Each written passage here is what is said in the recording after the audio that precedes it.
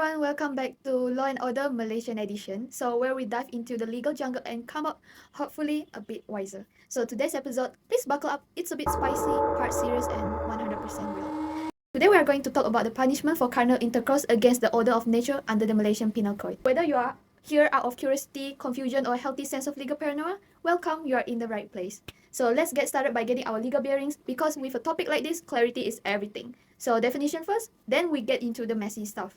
Speaker 1, let's bring the legal heat. It's one of those topics where the law, history, and morality all bump heads, sometimes awkwardly. And not the fun kind of bumping heads. This one comes with jail time and whips. Oh, I see. Alright. So what happens when the act isn't consensual? That where things get a darker turn and the law responds more harshly, as it should. We are diving into section 377A, and trust me, this one matters. Alright, so the main section here is section 377A of the Penal Code. It defines carnal intercourse against the order of nature, as when someone introduces their penis into the mouth or anus of another person. Gender doesn't matter, what matters is the act. Under Malaysian law, that's considered against nature, even if both parties are consenting adults.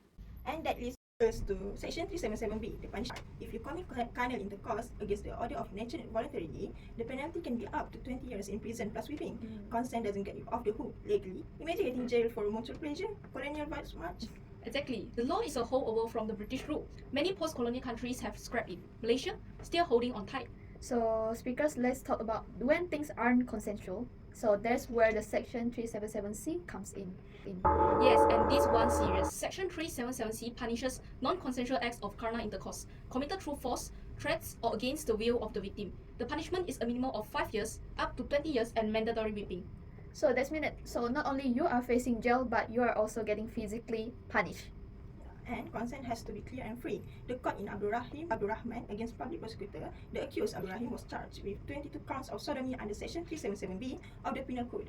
The victim was a 14 years, 7-month-old boy. Sadly, the accused has HIV positive and had drugged the victim before committing the acts. The court clarified that mere submission is not consent. It is obtained through threats or pressure. It doesn't count. Yes, a real-life example is the case of Muhammad Adib Sufyan bin Athman against PP. In 2013, the accused forced a younger male to perform oral sex. The victim clearly testified it was without consent. Adib was convicted under section 377C, receiving 15 years in prison and 6 strokes of the cane. That's serious time and serious pain, but honestly good consent should always matter in the first place. So now here's the twist. The law even go beyond natural carnal intercourse. Ever heard of section 377C(a)? So it's about sexual assault with, yes you're right, object. And even that has its own legal category. It isn't just law, it's forensic deep dive into autonomy, consent, and well, the unexpected.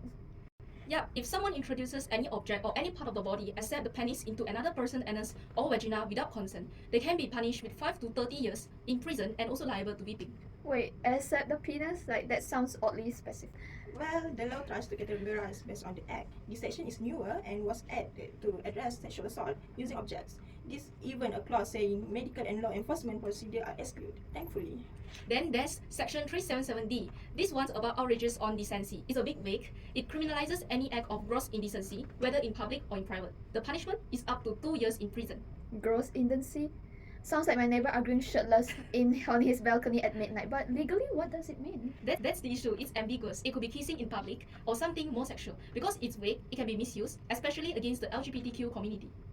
Speaking of that, let's talk about the politics of this law. Our one major case, Datuk Sri Anwar Ibrahim against the public prosecutor. Yes, Anwar was charged under section 377B, consensual carnal intercourse with his aid.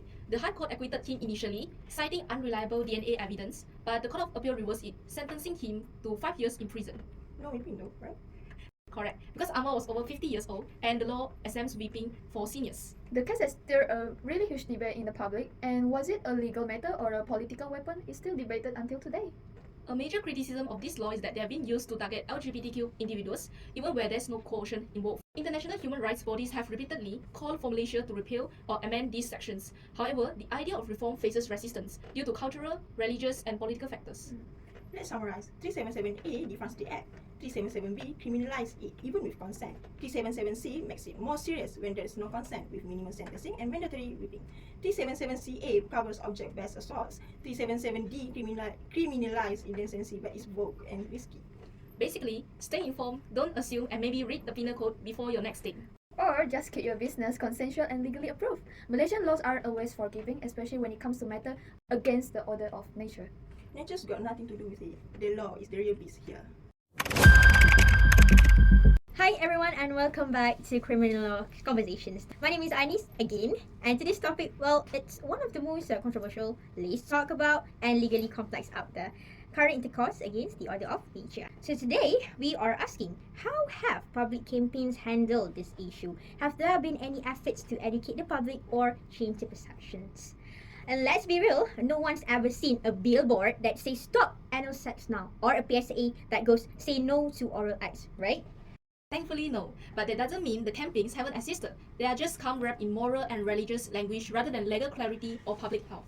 Exactly. Let's start with one that's gained a lot of attention, Jakim Mukhayam program. This one's framed as a spiritual guidance, but in reality, it's a government-supported rehabilitation program aimed at Muslim individuals with so-called same-sex tendencies. Critics say it's just a rebranded version of the conversion therapy. Then there are school talks organized by state religious departments, the ones warning kids about Western influences, moral decay, and of course, LGBT lifestyle. But here's the issue. These campaigns aren't focused on legal literacy or public health. They are about enforcing conformity, not encouraging understanding. Right? So while they might address behavior covered under Section 377A of Penal Code, they usually ignore consent, rights, or even the fact that some of these acts are consensual between adults. Okay, well that's about the past. What about the future? If we are going to do this better, where do even we need to start? Firstly, start with legal awareness. Most people don't even realize that consensual acts in private can still get you arrested under Section 377A. That's terrifying. So we need campaigns that actually explain what the law says, how it is applied, and why it's controversial. No fear-mongering, just facts. Exactly. But next, let's shift focus on the public health. Instead of moral panics, how about safe-sex education? Promote consent, protection, regular screenings, things that actually keep people healthy. One more idea. Digital storytelling campaigns. Think TikTok videos, Instagram reels, anonymous stories from real people affected by the 377A. Put a face to the issue. So what have we learned today? Section 377A may sound like it's belong in the legal archive, but it's very much alive and it impacts our life every day. And thanks for joining us today on Criminal Law Conversation. Remember, law shapes life, but so can conversations like this one. See you in the next episode, and until then, stay healthy, curious, and socially conscious. Bye!